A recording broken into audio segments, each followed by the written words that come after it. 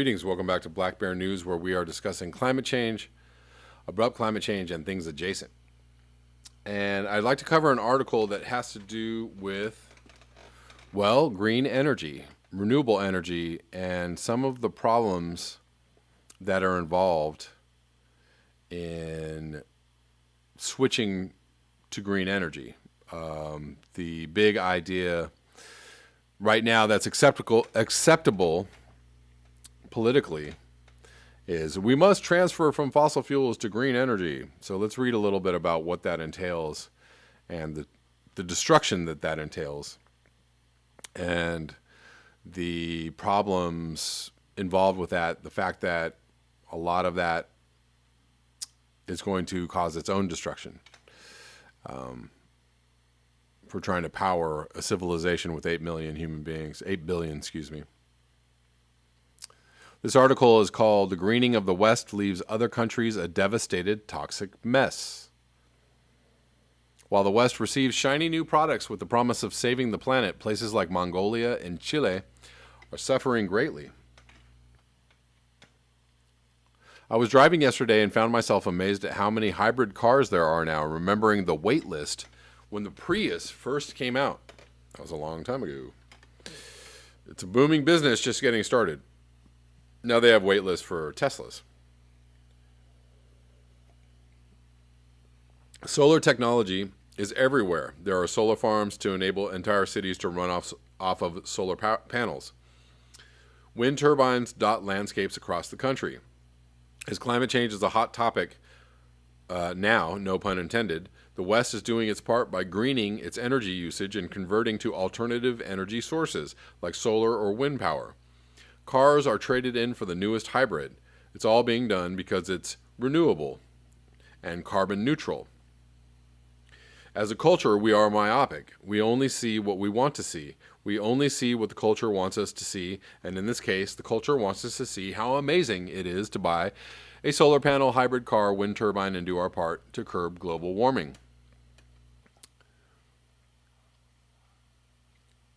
We do it and feel great giving the culture our money, knowing when we go to bed, we did this incredible earth-saving venture. But what if we were really informed? What if we were given all the information on the creation of this green product? What if our greening was really at the core just more destruction? It's almost like I just said that. Let's visit a couple of places where minerals are mined for the production of our alternative Save the Earth green technology. Let me go up real quick and say, I cannot find. This is from June 27th, 2019 by Annie Kin. Baotou, China, Inner Mongolia. There's a picture here of desolation. Most people have never heard of Baotou. The same people probably could not or would not want to imagine life without it. Baotou is one of the world's largest suppliers of rare earth minerals. These are minerals that are used in the manufacturing of tech gadgets, smartphones, and also our green alternative energy, magnets for wind turbines, and parts for electric car motors. China produced 95% of the entire world's supply of rare earth elements. Minerals are mined at the Bayan Obo mine, just north of Baotou, and processed at the Baogang Steel and Rare Earth Complex. The rare earth minerals which come from this plant, primarily neodymium and cerium, are actually not so rare and can be found dispersed all over the planet. The problem lies in the extraction. In an article from the BBC Future, reporter Tim Mon, says so eloquently. The intriguing thing about both neodymium and cerium is that while they're called rare earth minerals, they're actually fairly common. Neodymium is no rarer than copper or nickel and quite evenly distributed throughout the world's crust. While China produces 90% of the global market's neodymium, only 30% of the world's deposits are located there. Arguably, what makes it, and cerium, scarce enough to be profitable are the hugely hazardous and toxic process needed to extract them from ore and to refine them into usable products. For example, cerium is extracted by crushing mineral mixtures and dissolving them in sulfuric and nitric acid. And this has to be done on a huge industrial scale, resulting in a vast amount of poisonous waste as a byproduct. It could be argued that China's dominance of the rare earth market is less about geology and far more about the country's willingness to take an environmental hit that other nations shy away from. In a place that was once filled with farms as far as the eye could see, now lies a lake, which are called tailing ponds, visible from Google Earth, filled with radioactive toxic sludge. The water is so contaminated that not even algae will grow. Mon describes the chill he felt when he saw the lake. It's a truly alien environment, dystopian and horrifying. Because the reservoir was not properly lined, when it was built, waste leaked into the groundwater, killing off livestock, making residents sick, and destroyed any chance of farming. In reality, though, farmers have long been displaced by factories. The people that remain are experiencing diabetes, osteoporosis, and chest problems. Residents of what is now known as the rare earth capital of the world are inhaling solvent vapors, particularly sulfuric acid used for extraction, as well as coal dust. But hey, we need wind turbines to save the planet, and the electric car is definitely going to reduce carbon emissions. I'm sorry to say that there is no amount of greening that is going to remove this toxic sludge from the lives of those who live in Baotou. We are stealing the earth from others. Our logic that solar wind, the electric car, is going to save the planet instead of the most logical action of using far less is destroying faraway lands and lives. It's easy for us to sweep it all under the rug since we are not the ones directly affected by this lust for more energy consumption. We are simply sold on the latest and greatest technology that will save the planet and make our insatiable energy consumption a little bit easier to digest. The public must be made aware of this catastrophe. We must be willing to change or face the fact that people and earth and animals are dying for our inability to change. Salar de Atacama Desert, Chile.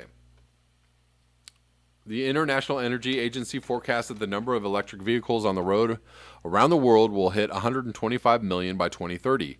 Right now, the number sits at around 3.1 million. Ooh-wee, that's a lot of cars. In order to support this growth, a lot of lithium is needed for the batteries to run this fleet. It is the lithium extraction that is destroying northern Chile's Atacama Desert. Lithium is found in the brine of the salt flats located in Chile. To extract the lithium from Salar de Atacama, holes are drilled into the flats to pump the brine to the surface. This allows lithium carbonate to be extracted through a chemical process. The whole process requires a lot of water. So much water, in fact, that the once life-supporting oasis is now a barren wasteland. In an interview with Bloomberg, Sarah Plaza tells the story heard time and time again. No one comes here anymore because there's not enough grass for the animals, Plaza says. But when I was a kid, there was so much water that you could mistake this whole area for the sea. She recalls walking with her family's sheep along an ancient Inca trail that flowed between wells and pastures. Now an engine pumps fresh water from beneath the mostly dry Tilapozo meadow. Now mining companies are taking the water, she says. The race for lithium extraction is viewed as a noble one. Electric cars are sold as a ticket to salvation from climate change. Electric automakers want to make it easier and cheaper for drivers to convert to clean, battery-powered replacements for dirty combustion engines. Rather, they want more money and will sell us the green theory. Extracting Atacama's lithium means pumping large amounts of water and churning up salty mud known as brine. In Salar de Atacama, the heroic mission of saving the planet through electric cars is leaving another indigenous community devastated. If this was really about saving the planet, there would be regulations on single drivers in cars. Public transportation would be at the forefront, not affordable priced electric cars that everybody can own. Let's be real here. The people that are poised to benefit the most from green energy are companies such as Albemarle Corporation and I don't know what this is. So Química and Minera de Chile, I think that's a mining company, who are responsible for mining most of Chile's lithium. The locals, whose families have lived here for thousands of years, are not benefiting. From Bloomberg, the following water levels are felt by local people. Paine, the village closest to the mining, has a license to pump 1.5 liters of water per second to supply 400 residents and a transient population of mine workers that can rise as high as 600. BHP's Escondida copper mine has a license to pump 1,400 liters per second. Albemarle and SQM, the big lithium miners, have licenses to pump around 2,000 liters per second of brine. We're fooling ourselves if we call this sustainable and green mining, says Cristina Dorador, a Chilean biologist who studies microbial life in the Atacama Desert, which begs the question, what is green technology? The earth is green technology. The blade of grass that grows towards the light is green technology. Ding. The breath of fresh air that is given to us by plants on land and the plants in the ocean is green technology. The spring water that rises from the depths, mysteriously and miraculously, is green technology.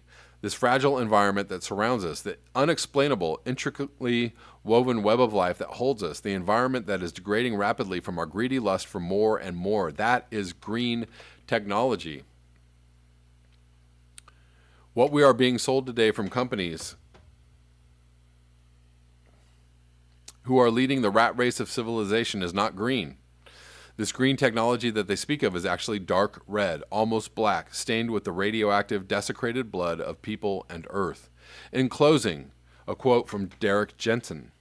There is no free lunch. Actions have consequences, and when you steal from others, the others no longer have what you stole from them. This is as true when this theft is from non-humans as it is when it's from humans. But as Upton Sinclair said, it's hard to make a man understand something when his job depends on him not understanding it. It's even harder to make people understand something when their whole way of life depends on them not understanding it. Wonderful article from Annie Kin.